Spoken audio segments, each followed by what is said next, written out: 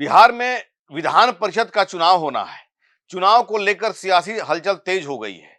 नामांकन प्रक्रिया 1 जून से शुरू हो गई है, लेकिन अब तक किसी भी दल की ओर से कोई भी प्रत्याशी का नाम ऐलान नहीं किया गया है। इन सब के बीच आज गुरुवार 4 जून को जेडीयू के कार्यकारी अध्यक्ष संजय झा और मंत्री निशांत कुमार दिल्ली रवाना हो गए। मुजफ्फरपुर में नियमों की अनदेखी कर स्वास्थ्य विभाग की मिलीभगत से चल रहे अवैध अस्पताल में कथित तौर पे इस अस्पताल में आग लग जाने से कई लोग मारे गए, अनेक झुलस गए। लेकिन स्वास्थ्य मंत्री की जिम्मेदारी देखिए, इस दुखद घटना पर बिना जवाबदेही के हाथ जोड़कर और मुस्कुराकर इस गर्मी में दिल्ली घूमने निकल गए। ना संवेदना व्यक्त की, ना दोषियों पर कार्रवाई की बात की और ना ही घटनास्थल का दौरा उन्होंने किया। नमस्कार, आदाब, सत श्री अकाल। मैं हूं मनोज नारायण सिंह और आप देख रहे हैं मंथन टुडे। बिहार विधान परिषद चुनाव के लिए जेडीयू की ओर से अब तक उम्मीदवारों के नाम पर मंथन जारी है। इन सब के बीच पार्टी के कार्यकारी अध्यक्ष संजय झा, मंत्री निशांत कुमार दिल्ली चले गए। चर्चा है कि दिल्ली से आने के बाद ही उम्मीदवारों के नाम का ऐलान किया जाएगा। बिहार में विधान परिषद चुनाव को लेकर सरगर्मी तेज हो गई है। नामांकन प्रक्रिया के 4 दिन बीत जाने के बाद भी अब तक किसी भी दल से कोई प्रत्याशी ने नामांकन पर्चा दाखिल नहीं किया। इतना ही नहीं, किसी भी दल ने अब तक उम्मीदवारों के नाम की घोषणा तक नहीं की है। इन सब के बीच जनता दल यूनाइटेड में सरगर्मी तेज हो गई है। पार्टी के कार्यकारी अध्यक्ष संजय झा, पूर्व सीएम नीतीश कुमार के बेटा और मंत्री निशांत कुमार, ये दोनों आदमी दिल्ली चले गए। संभावना है कि कल शुक्रवार शाम तक जो है दोनों पटना लौटेंगे। उसके बाद उम्मीदवारों के नाम की घोषणा की जाएगी। हालांकि जेडीयू सूत्रों की माने तो निशांत कुमार का विधान परिषद जाना तय है।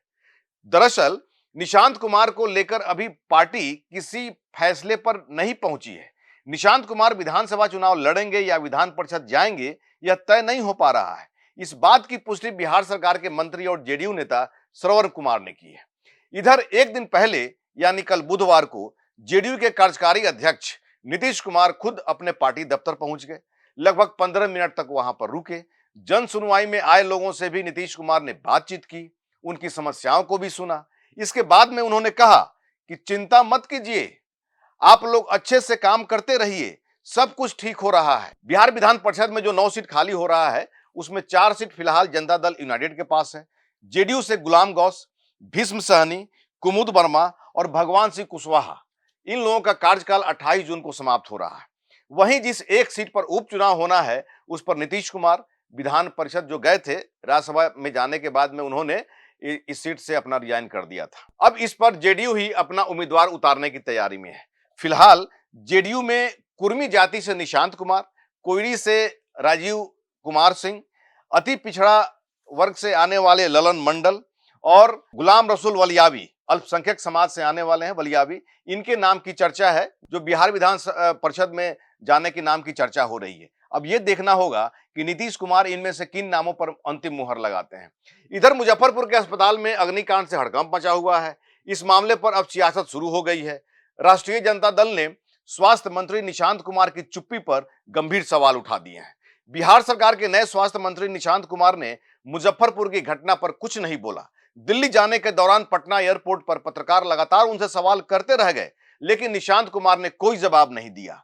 साथ ही जेडीयू के कार्यकारी अध्यक्ष संजय झा ने भी इस मामले पर चुप्पी साधे रखी। आरजेडी प्रवक्ता मृत्युंजय तिवारी ने स्वास्थ्य मंत्री निशांत की चुप्पी पर कहा कि सरकार में बैठे लोग, चाहे वो मंत्री हो या सांसद, संवेदनहीनता की पराकाष्ठा पार कर रहे हैं। मीडिया जब सवाल पूछता है तो स्वास्थ्य मंत्री और जेडीयू सांसद चुप्पी साध लेते हैं। वहीं निशांत कुमार के पक्ष में जेडीयू प्रवक्ता नीरज कुमार की भी प्रतिक्रिया आ गई है। उन्होंने कहा कि सुबह 3 बजे की यह घटना है और सुबह की फ्लाइट से मंत्री जा रहे थे। ऐसा नहीं है कि घटना की जानकारी मंत्री को नहीं थी, तभी तो स्वास्थ्य विभाग एक्शन में है। मेरा मानना है कि एक्शन पर लोगों को फोकस करना चाहिए, नहीं कि बयान पर। ऐसे ही खबर देखने के लिए देखते रहिए मंथन टुडे। हमारे चैनल को लाइक करिए, सब्सक्राइब करिए और अधिक से अधिक लोगों तक शेयर करिए। बहुत बहुत शुक्रिया।